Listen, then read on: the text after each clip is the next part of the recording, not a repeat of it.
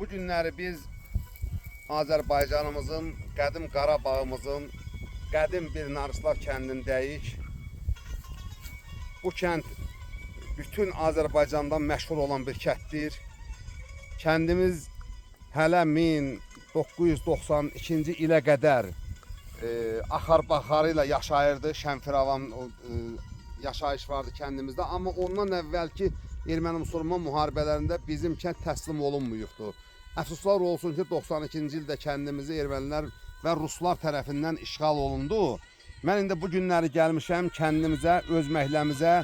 Gəlmişəm mən Kərim müəllimin obasına, atamgilin və bizim məhəlləmizin girişindəyəm mən. Bu bizim məhəlləmizin girişidir. Bura kənd arasında yuxarıki oba deyərdilər. Yuxarıki obadan yol məşhur Aydoğan yaylağına və Pirin dağına gedirdi həmişə. Bura mənim anamın təndirinin yeridir. Burada böyük bir təndir vardı, üstü dəmirli, yaxşı çörəklər pişirərdi anam burada. O vaxtı pişən çörəklərin iyi kəndin hər tərəfinə yayılırdı. Yadımdadır, həmişə axşam üstünə salırdılar. Anam kitabxanaçı olaraq işdən çıxdığı üçün axşam üstünə salırdılar və o vaxtı həm radio olurdu təndirimizdə, bulaq verilişi olurdu. Həmən bulaq verilişinin gedə-gedə burada çörək pişirdi. Biz çörəyin ətri ilə, musiqinin sintezi ilə bir yerdə anamızın yanında olurduq. Və elə olurdu, yağış yağan günlər olurdu, dolu yağan günlər olurdu, və günlər olurdu və buradan yol girirdi bizim məhəlləmizə. Yol buradan bizim məhəlləmizə girirdi. Bu bizim evin qabağıdır. Çox adamın gözünün qabağında olan Şüşəbəndir. Şüşəbənin qabağında. Bax bu qoşan armudu mənim atam Kərim müəllim öz maması oğlu Fərzəliyev Telman müəllimdən o meşədən gətirib burada əkibdi. İkisi deyir barmaq nazikliyində bir dənə armud ağacı idi. İndi görün o ağaçlar bir-birinə necə sarmaşıb burada, necə mehribanlaşıb və ağaçlar da demək olar ki burada sanki qocalıqdır. Məhəlləmizi tamamilə hər tərəfdən meşə sıxıbdı. Bütün bağımız hamısı birləşibdi. Heç də burada görmək mümkün deyildi. Və bu günləri burada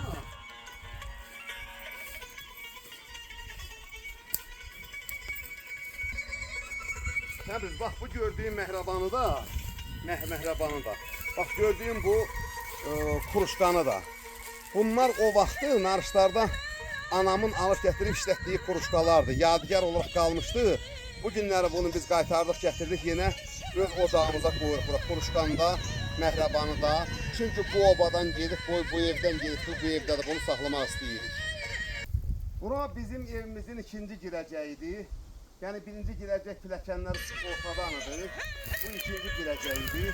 Buradan girirdi yarğıcıl yerlərə. İndi evimizin xarabazarlığı qalıbdır. Və bax bu yuxarı tərəf gördüyünüz bura biz yuxarıki həyət deyirdik. Bura arı yığırdıq. Bura bizim arıxanamız idi. Bax o gördüyünüz ağaçları biz əlimizlə cərgə ilə əkmişik və setkiyə çəkmişdik bunları. Onun üstündə yol gedirdi. El yoluydu, yol gedirdi. Sonra yolu biraz böyütmüşdü, yenilətmişdik ki, gələn gedən cəmaat əziyyət çəkməsin, rahat getsin, gəlsin. Amma ona baxmayaraq elə bizim qapıdan biz cəmaata yol verirdik, cəmaat yolları gedirdi. Bu armud ağacının altında çox insanlar, çox adamlar gəlib burada dincəlibdi, oturubdu. Çox qonaqlar burada çay içibdi.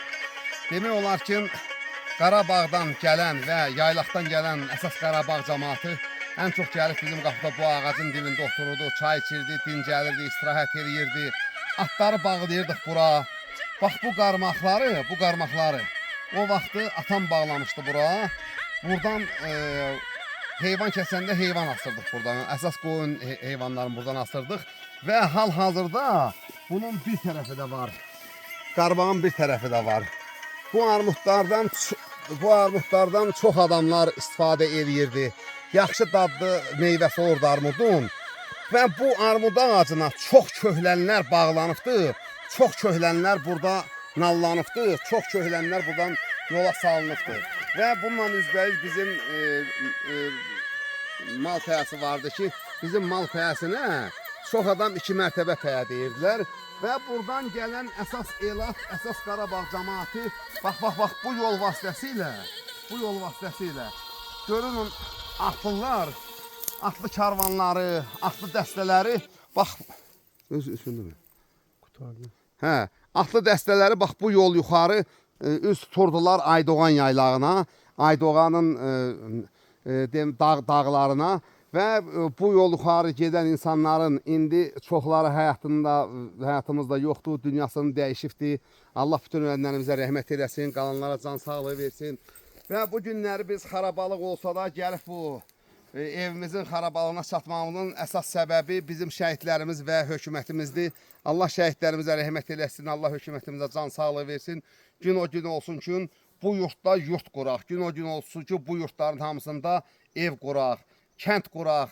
Cəmaatımız yenidən kəndimizə yığışsın, azad firavan yaşasın. Allah özü bizə yar olsun.